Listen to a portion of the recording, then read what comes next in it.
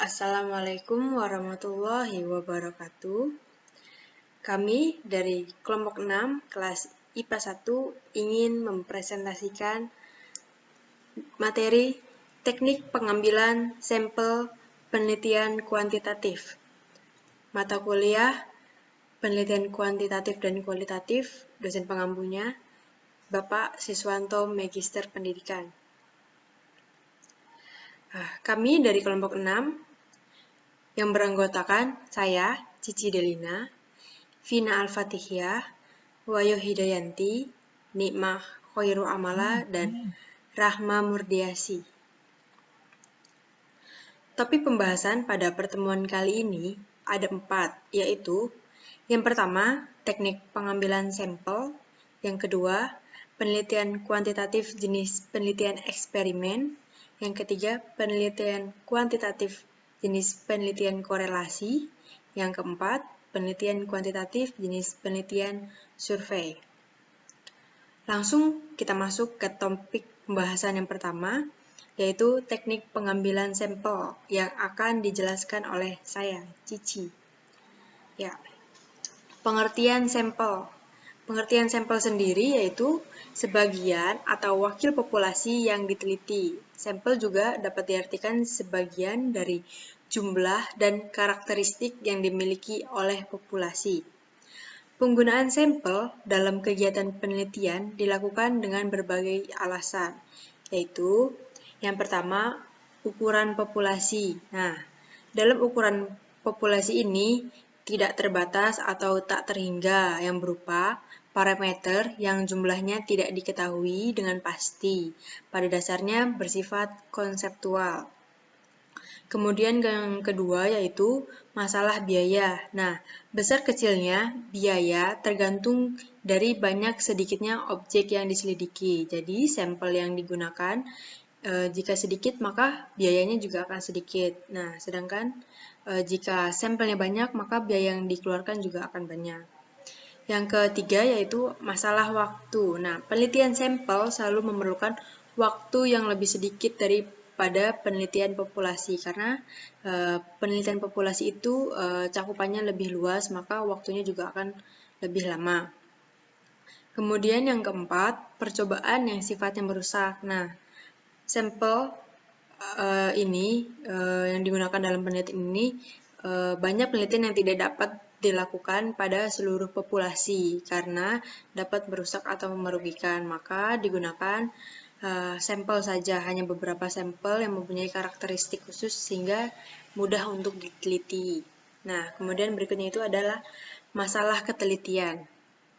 Pada masalah ketelitian ini, seperti salah satu segi yang diperlukan agar kesimpulan cukup dapat dipertanggungjawabkan. Balik lagi karena sampel itu memiliki beberapa karakteristik khusus dibandingkan populasi yang cakupannya lebih luas dan banyak. Nah, yang terakhir itu masalah ekonomis. Nah, penelitian sampel pada dasarnya akan lebih ekonomis daripada penelitian populasi karena biaya yang dikeluarkan itu lebih sedikit. Nah, selanjutnya itu ada teknik sampling, yaitu ada probability sampling dan non-probability sampling. Nah, pada materi ini akan dibahas oleh Mbak Wahyu Hidayanti. Waktu dan tempat dipersilahkan. Terima kasih. Terima kasih kepada Mbak Cici atas waktu yang telah diberikan. Di sini saya akan menjelaskan tentang teknik pengambilan sampel. Teknik sampling adalah cara untuk menentukan sampel yang jumlahnya sesuai dengan ukuran sampel yang akan dijadikan sumber data sebenarnya, dengan memperhatikan sifat-sifat dan penyebaran populasi agar diperoleh sampel yang representatif. Tekniknya ada dua. Yang pertama yaitu probability sampling. Adalah teknik sampling yang memberikan peluang yang sama bagi setiap unsur atau anggota populasi untuk dipilih menjadi anggota sampel. Meliputi yang pertama ada simple random sampling, yaitu pengambilan sampel anggota populasi dilakukan secara acak tanpa memperhatikan strata yang ada dalam populasi itu. Teknik ini dapat dipergunakan bila mana jumlah unit sampling di dalam suatu populasi tidak terlalu besar. Yang kedua, proportionate stratified random sampling biasa digunakan pada populasi yang mempunyai susunan bertingkat atau berlapis-lapis. Teknik ini digunakan bila populasi mempunyai anggota atau unsur yang tidak homogen. Yang selanjutnya, disproportionate stratified random sampling digunakan untuk menentukan jumlah sampel bila populasinya berstrata tetapi kurang proporsional. Selanjutnya, class sampling atau area sampling. Teknik ini digunakan bila mana populasi tidak terdiri dari individu-individu, melainkan terdiri dari kelompok-kelompok individu atau klaster. Biasanya digunakan untuk meneliti sumber data yang luas. Teknik yang kedua yaitu non-probability sampling adalah teknik yang tidak memberi peluang atau kesempatan yang sama bagi setiap unsur atau anggota populasi untuk dipilih menjadi sampel. Teknik ini meliputi yang pertama ada sampling sistematis. Teknik penentuan sampel berdasarkan urutan dari anggota populasi yang telah diberi nomor urut. Misalnya terdapat anggota populasi yang terdiri dari 100 orang, maka diberi nomor urut. Yang kedua itu ada sampling kuota. Teknik untuk menentukan sampel dari populasi yang mempunyai ciri-ciri tertentu sampel jumlah yang diinginkan. Selanjutnya yaitu sampling aksidental, yaitu teknik penentuan sampel berdasarkan kebetulan. Jadi siapa saja yang kebetulan bertemu dengan peneliti dapat dijadikan sampel. Yang selanjutnya sampling proportive, teknik penentuan sampel dengan pertimbangan tertentu. Dengan kata lain tuh unit sampel yang dihubungi disesuaikan dengan kriteria-kriteria tertentu yang diterapkan berdasarkan tujuan penelitian. Yang selanjutnya ada sampling jenuh, yaitu teknik penentuan sampel bila semua anggota populasi digunakan sebagai sampel. Hal ini sering dilakukan bila populasi jumlahnya itu relatif kecil, biasanya kurang dari 30 orang. Yang selanjutnya yaitu snowball sampling, yaitu teknik penentuan sampel yang mula-mula jumlahnya kecil. Kemudian sampel ini disuruh memilih teman-temannya untuk dijadikan sampel, begitu seterusnya, sehingga jumlah sampelnya semakin banyak. Selanjutnya yaitu akan menjelaskan tentang penarikan sampel. Yang pertama yaitu sampel proporsional, yaitu menunjuk kepada perbandingan penarikan sampel dari beberapa subpopulasi yang tidak sama jumlahnya. Yang kedua yaitu area sampel, perbandingan besar subpopulasi menurut daerah penelitian dijadikan dasar dalam penentuan ukuran setiap subsampel. Yang ketiga yaitu sampel ganda, dilakukan dengan maksud menanggulangi kemungkinan sampel minimum yang diharapkan tidak masuk seluruhnya. Terus yang terakhir yaitu sampel majemuk, merupakan perluasan dari sampel ganda. Pengambilan sampel dilakukan lebih dari 2 kali lipat, tetapi memiliki kesamaan dengan unit sampling yang pertama. Dengan sampel multiple ini, kemungkinan masuknya data sebanyak jumlah sampel yang telah ditetapkan tidak diragukan lagi. Selanjutnya yaitu syarat kerangka sampling yang baik. Yang pertama itu harus meliputi seluruh unsur sampel atau tidak satu unsur pun yang tertinggal. Terus yang kedua tidak ada unsur sampel yang dihitung 2 kali. Yang ketiga itu harus up to date. Yang keempat batasnya itu harus jelas. Misalnya batas wilayah atau batas rumah tangga. Pada batas rumah tangga misalnya itu harus jelas siapa-siapa yang menjadi anggota rumah tangga. Terus syarat yang terakhir yaitu harus dapat dilacak di lapangan. Jadi hendaknya tidak terdapat beberapa desa dengan nama yang sama. Terima kasih, selanjutnya akan disampaikan oleh Mala.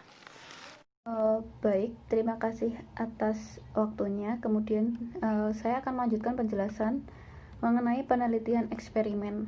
Nah, dari pengertiannya sendiri, penelitian eksperimen adalah penelitian yang dilakukan untuk mengetahui akibat yang ditimbulkan dari suatu perlakuan yang diberikan secara sengaja oleh peneliti. Untuk metode eksperimen sendiri adalah metode penelitian yang digunakan untuk mencari pengaruh perlakuan tertentu terhadap yang lain dalam kondisi yang terkendalikan. Nah, penelitian eksperimen dalam pendidikan adalah kegiatan penelitian yang bertujuan untuk menilai pengaruh suatu perlakuan atau tindakan atau treatment pendidikan terhadap tingkah laku siswa atau menguji hipotesis tentang ada tidaknya pengaruh tindakan itu dibandingkan dengan tindakan yang lain. Nah, untuk karakteristik dari penelitian eksperimen sendiri itu ada tiga. Yang pertama yaitu variabel bebas yang dimanipulasi, di mana memanipulasi variabel adalah tindakan yang dilakukan oleh peneliti atas dasar pertimbangan ilmiah. Yang kedua, ada variabel lain yang berpengaruh dikontrol agar tetap konstan. Nah, mengontrol merupakan usaha peneliti untuk memindahkan pengaruh variabel lain yang mungkin dapat mempengaruhi variabel terkait. Dan yang ketiga dan yang ini adalah yang terakhir yaitu observasi langsung oleh peneliti. Nah, tujuan dari kegiatan observasi dalam penelitian eksperimen adalah untuk melihat dan mencatat segala fenomena yang muncul yang menyebabkan adanya perbedaan di antara dua grup. Nah, untuk proses penelitian eksperimen sendiri itu terdapat beberapa syarat. Yang pertama yaitu penelitian harus dapat menentukan secara sengaja kapan dan di mana ia akan melakukan penelitian. Kemudian penelitian terhadap hal yang sama harus dapat diulang dalam kondisi yang sama. Kemudian yang ketiga, penelitian harus dapat memanipulasi atau mengubah mengontrol variabel yang diteliti sesuai dengan yang dikehendakinya. Dan untuk syarat yang terakhir yaitu diperlukan kelompok pembanding atau control group selain kelompok yang diberi perlakuan. Nah, dari proses tersebut ada beberapa tahapan. Yang pertama adanya permasalahan yang signifikan untuk diteliti. Yang kedua, pemilihan subjek yang cukup untuk dibagi dalam kelompok eksperimen dan kelompok kontrol. Yang ketiga, pembuatan atau pengembangan instrumen. Yang keempat, pemilihan desain penelitian. Yang kelima, eksekusi prosedur. Yang keenam, melakukan analisis data. Dan yang terakhir yaitu melakukan memformulasikan simpulan. Nah, untuk bentuk-bentuk desain penelitian eksperimen itu ada 4. Yang pertama, desain pra-eksperimental atau pre-ED. Itu studi kasus satu tembakan, terus ada pretest sampai posttest satu kelompok. Kemudian yang ketiga, the statistic group comparison. Nah, itu untuk desain yang pertama, untuk desain pra-eksperimental pre-ED. Nah, untuk yang desain yang kedua itu ada desain eksperimen sebenarnya atau true ID. Desainnya seperti desain kelompok kontrol pretest posttest dan desain kelompok kontrol hanya posttest. Kemudian untuk bentuk desain yang ketiga itu ada factorial design dengan memperhatikan kemungkinan adanya variabel moderator yang mempengaruhi perlakuan terhadap hasil.